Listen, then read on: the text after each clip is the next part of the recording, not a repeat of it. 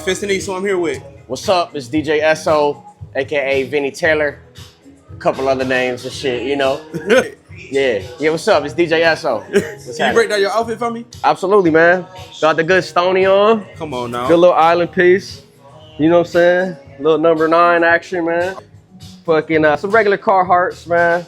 The Margiela, Solomons, you know what I'm saying? Something simple, something easy. Okay. The 3 C's cap, man. Shout out to my guy Twiz. How has sneaker culture changed for the better and for the worse since you first got started in the game? Sneaker culture for the better has developed because the amount of people that know about it has curated a different type of creativity that's happened with colorways, with silhouettes, with a couple different things, from Kai to John Geiger doing their own silhouettes and their own shoes, as well as cats like J-Tips being able to do some freaky colorways, or J-Tips and Westside Gun doing some freaky colorways on some Sauconys. That's super tight.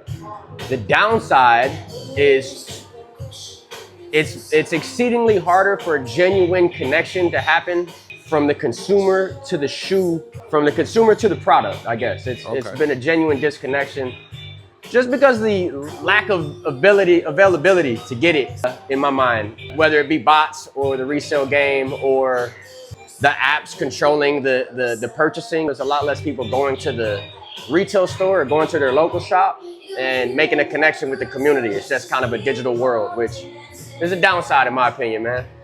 Being a pioneer of the Coventry era. Ooh, taking it back. Give the people a picture of what it was like to have Heart and Soul, the Above, Brigade, all being neighbors to each other. Fire.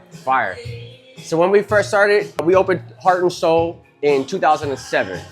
When we first opened up, there was a store next to us named the Above Boutique, which was less streetwear, more contemporary, I guess. They had brands like Schmack and Robin jeans. They were big on 7 for All Mankind, or for real, the guy that owned it was big on Naked and Famous and raw denim. He got us hip to Naked and Famous, APCs, and some other stuff. The company next to that, which was Brigade, they held APC, they held Nom de Guerre, they held their own company named Wrath Arcane. Super fire. That was more like high fashion in a sense that in the moment was turning into streetwear. It was kind of this ill in between time period where a lot of these products, such as the G-Star and a couple other products that we would have, would eventually go into Saks Fifth, and then the Nom de Guerres would become more in the streetwear world as a coveted brand. But kind of like this split little thing. Right at that time period, 2007, like 2009, there was 3 stores, with us included, that were just fire, man. You could kind of find everything you wanted in that one moment. It was all brand new. It was like brand new stuff. We were hipping people to new clothing, new items, new pieces, new products, as well as the other stores hipping people to new products, new items. Our customers would go shop there. Their customers would go shop with us. We're selling 50-year-old accountant bankers crazy fly sneakers. We're telling our homies who are getting nothing but like Nike sweats, go next door and cop some raw denim or get some APCs or understand what's happening in the next couple of years. It was tight because you got to fit people for next year's outfits years before they were even cool. That's hard. I'd be sad that I missed that era. It was a dope era. I'd be so sad. Being a DJ, sure, you could choose a song to describe your style. What song would that be? Wow. Told you I gotta have you thinking. Yeah, no, that's a dope. Like my personal style, my clothing, my fit style. Bet. I can roll with that. Man. There's a group named Sa-Ra. Sa-Ra Creative Partners is Shafiq Hussein, Omar Keith, and a dude named Taz Arnold.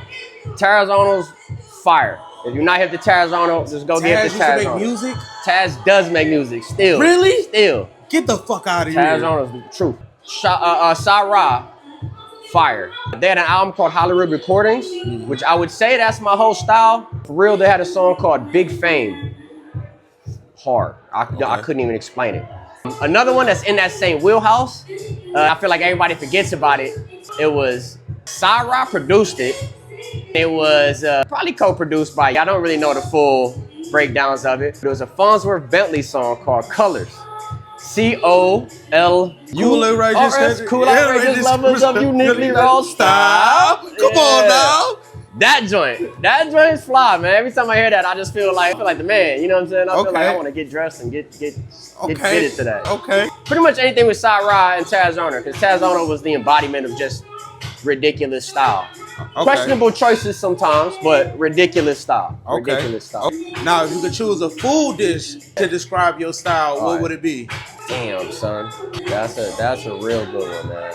A food dish that I feel like would personally describe my style would be like a spicy beef noodle dish. There's a Thai spot in Columbus, Ohio that I've gone to called Bendy Wok that has this fire beef or like spicy beef dish.